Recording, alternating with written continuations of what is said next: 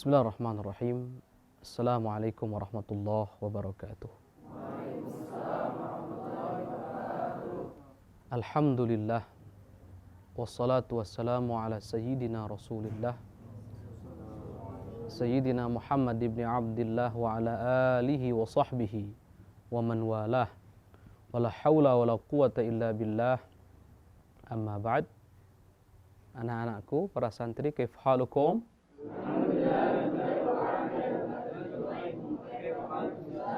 Alhamdulillah ini bikhair.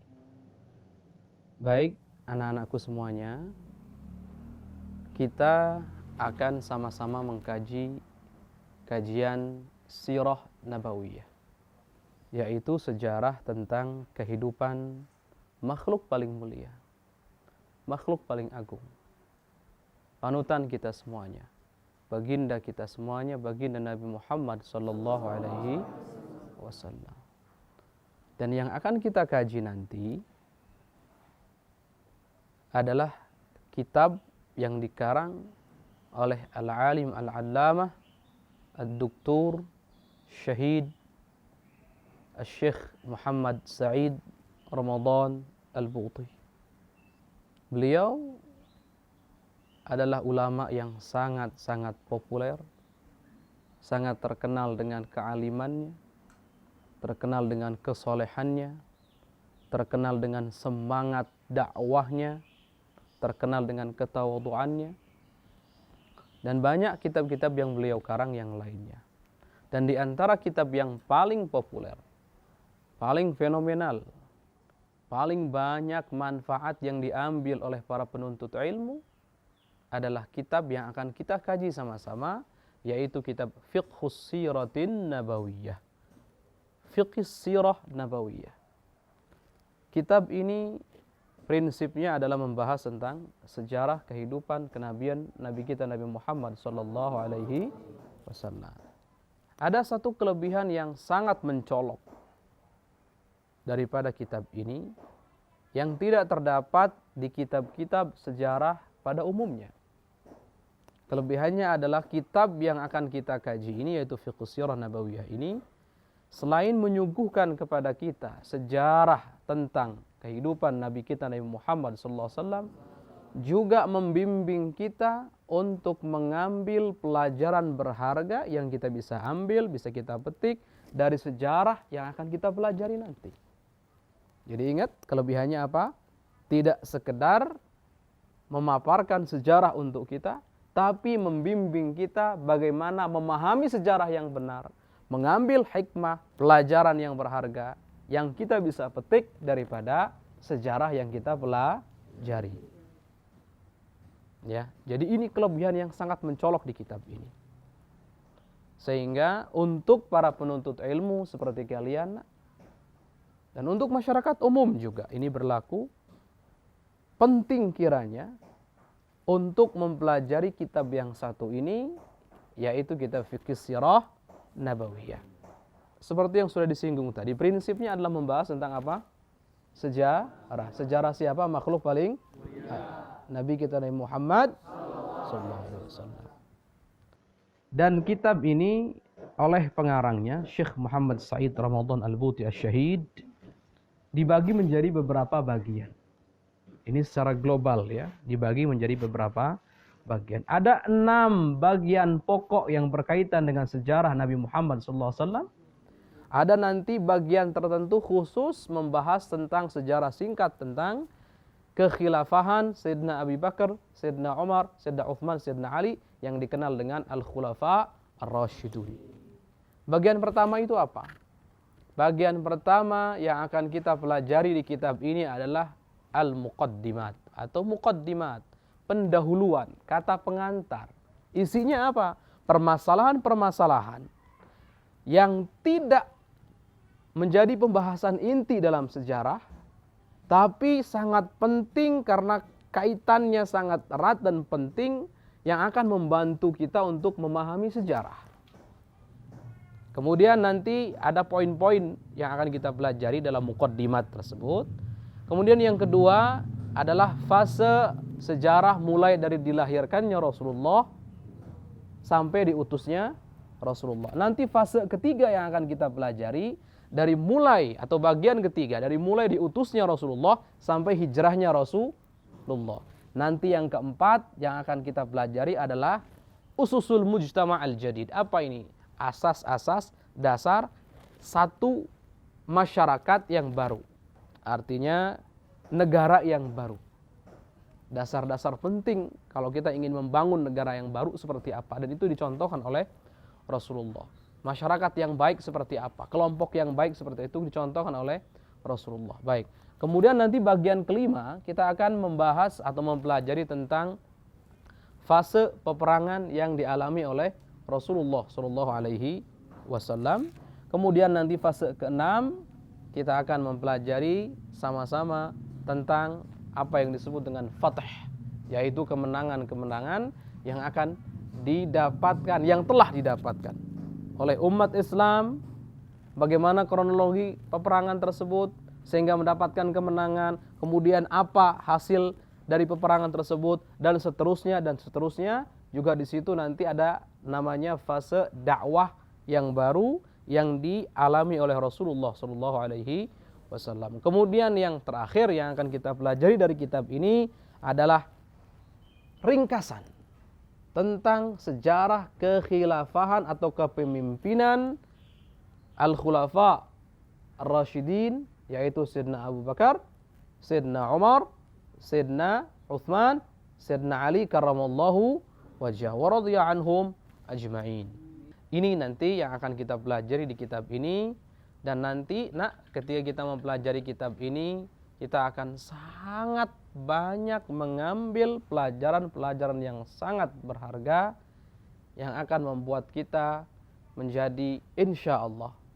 Dan itulah harapan kita, umat Nabi Muhammad SAW sebaik-baiknya umat yang kenal dengan nabinya, dan kita tujukan supaya bisa mengikuti sunnah Nabi Muhammad SAW.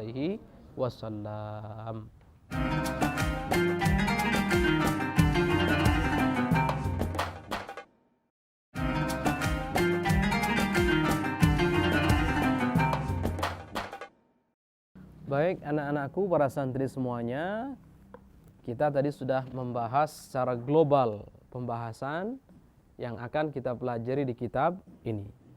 Ingat ada berapa tadi? Ada 6 pembahasan inti yang berkaitan dengan sejarah kehidupan Nabi Muhammad SAW.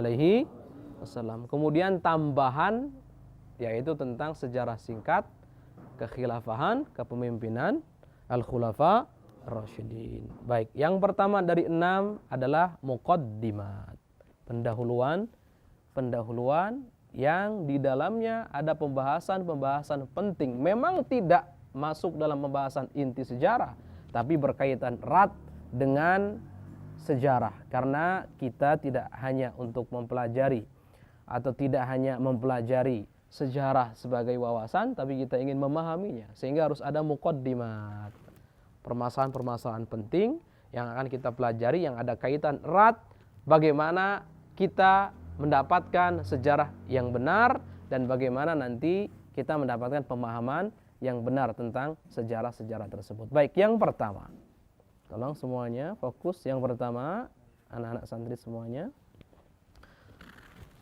ahammiyatus siratin nabawiyyati fi fahmil Islam. Pentingnya mempelajari sejarah kenabian Nabi Muhammad SAW dalam memahami Islam.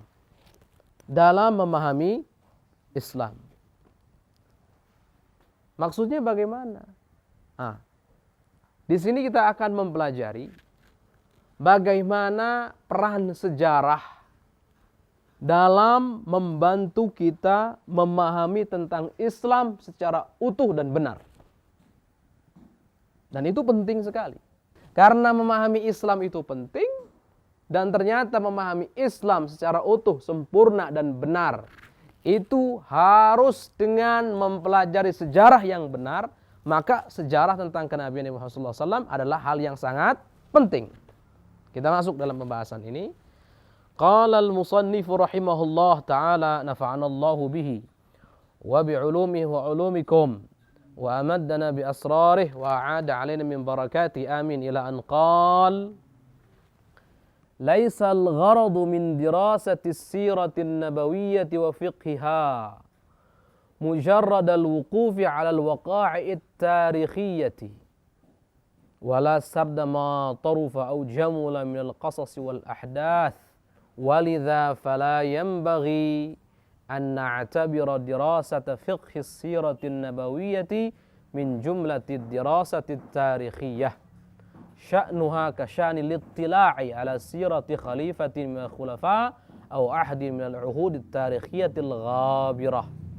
Musannif mengatakan, bukanlah tujuan dari mempelajari sejarah kehidupan Nabi kita Nabi Muhammad sallallahu alaihi wasallam dan bukanlah tujuan daripada memahami sejarah tersebut hanya sekedar mengetahui kejadian-kejadian bersejarah. Jadi kalau kita ditanya nanti apa tujuan Anda belajar sirah, maka jawabannya bukan hanya sekedar mengetahui kejadian-kejadian bersejarah. Terus apa kalau begitu? Nah, ini akan disebutkan. Juga bukan tujuannya untuk menyebutkan kisah-kisah yang indah saja.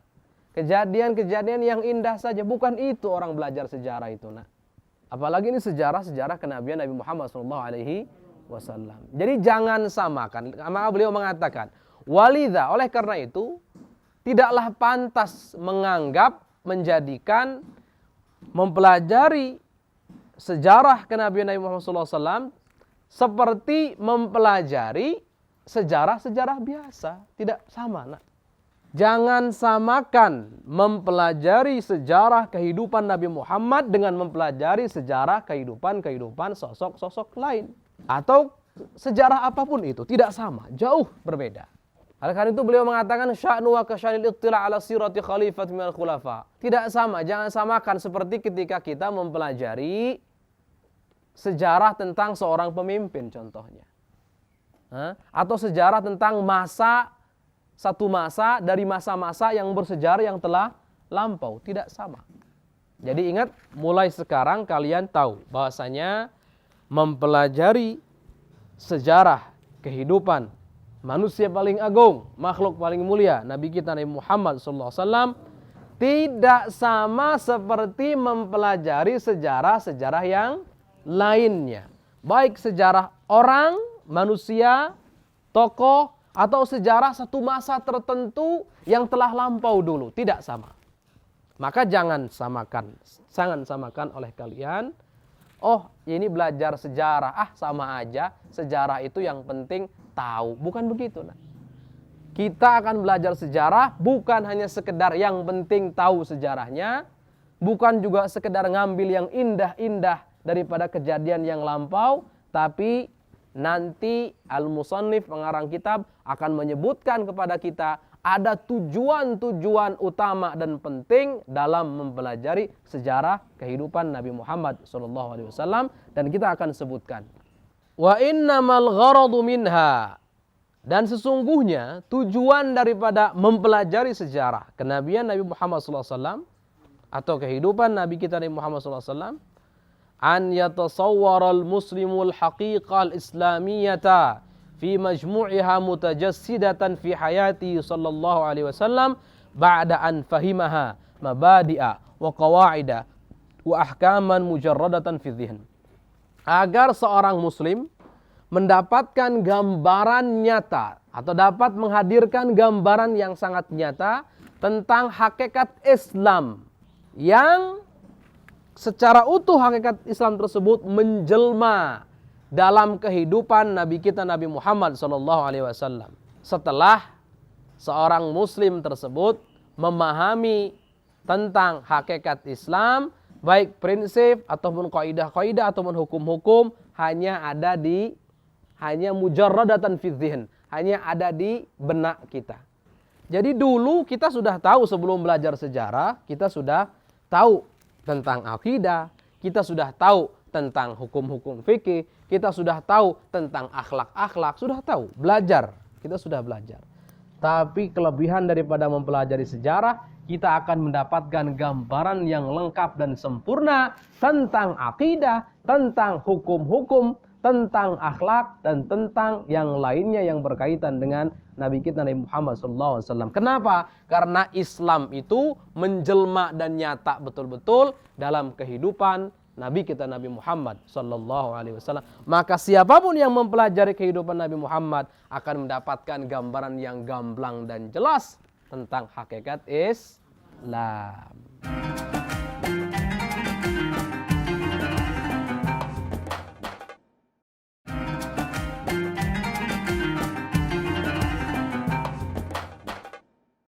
Qal ay inna dirasat as-siratin nabawiyah. Tegasnya, sesungguhnya mempelajari sejarah kehidupan Nabi kita Nabi Muhammad sallallahu alaihi wasallam laisat siwa amalin tatbiqiyyin yuradu minhu tajsidul haqiqatil islamiyyati kamilatan fi mathalihal a'la Muhammadin sallallahu alaihi wasallam. Tegasnya, sesungguhnya mempelajari sejarah kehidupan Nabi Muhammad SAW itu tidak lain dan tidak bukan merupakan satu upaya praktek yang ditujukan, yang bertujuan untuk apa? Untuk menjelmakan hakikat Islam secara sempurna yang ada dalam diri panutannya yang paling tinggi, yang paling mulia, yaitu Nabi kita Nabi Muhammad sallallahu alaihi wasallam. Jadi ingat, selama ini kita belajar tentang akidah, belajar tentang hukum-hukum fikih, tentang kaidah-kaidah fikih, tentang akhlak dan yang lainnya daripada ilmu-ilmu Islami. Ketika kita mempelajari sejarah, kita akan mendapatkan seakan-akan hakikat Islam itu nampak jelas dan menjelma dalam diri seorang Nabi agung, makhluk paling mulia, panutan kita semua Nabi Muhammad sallallahu alaihi wasallam. Sehingga kita akan dapat gambaran tentang Islam, gambaran yang benar dan sangat nyata, nampak jelas di telupuk mata. Jelas? Itu faedah daripada sejarah. Baik. Wa idza aradna an nujazzi'a hadzal gharada wa nusannifa ajza'ahu fa inna minal mumkini hasraha fil ahdafit tafsiliyatid taliyah. Dan kalau kita ingin untuk mempartisi, membagi-bagi, artinya dibagi secara rinci, dibuat secara rinci, dibuat menjadi perpartisi bagian-bagian. Fa inna minal mungkin, maka sesungguhnya mungkin sekali tujuan untuk mempelajari sejarah kenabian Nabi Muhammad SAW, kehidupan Nabi Muhammad SAW, itu kita simpulkan di dalam tujuan-tujuan secara rinci berikut ini. Nah, kita sudah mempelajari secara global, mengetahui tujuan belajar sejarah secara global, sejarah kenabian. Nah, ini kita akan sebutkan, Al-Musannif akan menyebutkan tujuan-tujuan inti atau poin-poin inti yang akan didapatkan oleh seseorang yang mempelajari sejarah kenabian Nabi Muhammad SAW. Tadi orang yang mempelajari secara global dapat apa? Apa yang akan didapatkan oleh orang yang mempelajari sejarah kenabian Nabi Muhammad SAW? Apa yang didapatkan? Akan mendapatkan gambaran sempurna tentang Islam yang ada atau menjelma dalam diri seorang panutan mulia Nabi Muhammad SAW. Nah, itu yang akan didapatkan secara global. Secara rincinya bagaimana? Baik. Yang pertama, fahmu syakhsiyatir Rasul sallallahu alaihi wasallam an-nabawiyyati min khilali hayati wa dhurufi allati 'asha fiha litta'akkudi min anna Muhammadan alaihi salatu wassalam lam yakun mujarrada abqariyyin samat bihi abqariyatuhu baina qaumih walakinnahu qabla dhalika rasulun ayyadahu Allah biwahyin min 'indihi ta'ala wa taufiqin min ladunhu. Baik, apa sih maknanya? Pertama, poin pertama yang akan kita dapatkan adalah secara rinci, pertama, kita akan memahami tentang pribadi seorang Rasul, Nabi kita Nabi Muhammad SAW dari sisi kehidupan Rasulullah, kehidupannya beliau. Kemudian dari sisi keadaan saat beliau, keadaan lingkungan sekitar atau masa itu, masa di mana beliau hidup di situ. Lingkungannya, masanya. Litta'akud, untuk meyakinkan, menegaskan bahwasanya Nabi kita Nabi Muhammad SAW bukan hanya sekedar orang yang cerdas, yang kecerdasannya sangat nampak jelas di antara kaumnya, bukan. Tapi kita akan mengetahui dengan yakin bahwasanya kecerdasan Rasulullah, kepandaian Rasulullah, kepintaran Rasulullah itu ada sumbernya. Apa? Sumbernya karena beliau adalah seorang Rasul yang diutus oleh Allah Subhanahu wa taala, yang diberikan wahyu oleh Allah Subhanahu wa taala dan diberikan taufik oleh Allah Subhanahu wa taala. Nah, berarti apa poin pertama secara rinci yang akan didapatkan oleh orang mempelajari sejarah? Akan mengetahui, memahami, meyakini kepribadian Nabi kita Nabi Muhammad SAW bukan hanya sebagai orang yang cerdas, orang yang pintar saja.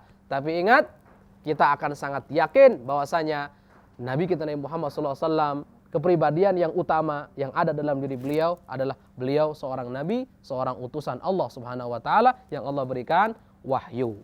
Jadi ingat, ada kelompok di luar sana mengatakan apa?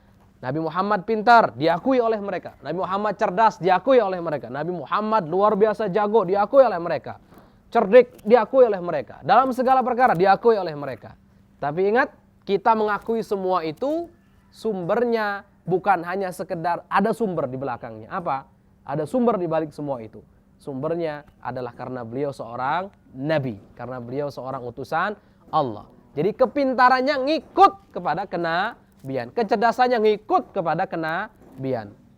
Kecerdikannya ikut kepada kenabian. Dan ini. Jadi kita akan yakin Nabi Muhammad, Nabi kita adalah seorang Nabi utusan Allah. Setelah itu baru cerdas, baru alim, baru dari sifat-sifat atau kelebihan-kelebihan yang dimiliki oleh Rasulullah SAW. Baik, insya Allah cukup di sini pelajaran kita kali ini. Masih ada poin-poin penting yang akan didapatkan oleh orang yang mempelajari sejarah kehidupan Nabi Muhammad SAW. Tapi itu insya Allah kita akan bahas dalam pertemuan lanjutan. Insya Allah. Semoga Allah Subhanahu wa taala memberkahi kita semuanya. Semoga Allah Subhanahu wa taala memberikan ilmu yang manfaat untuk kita, untuk kalian semuanya. Dan semoga kita semua Allah jadikan sebagai umat Nabi Muhammad SAW sebaik-baiknya umat yang mampu mengikuti beliau sirran wa alaniyah, zahiran wa batinan, ala hadhin niyah wa ala kulli salih. Al-Fatihah. Wassalamualaikum warahmatullahi wabarakatuh.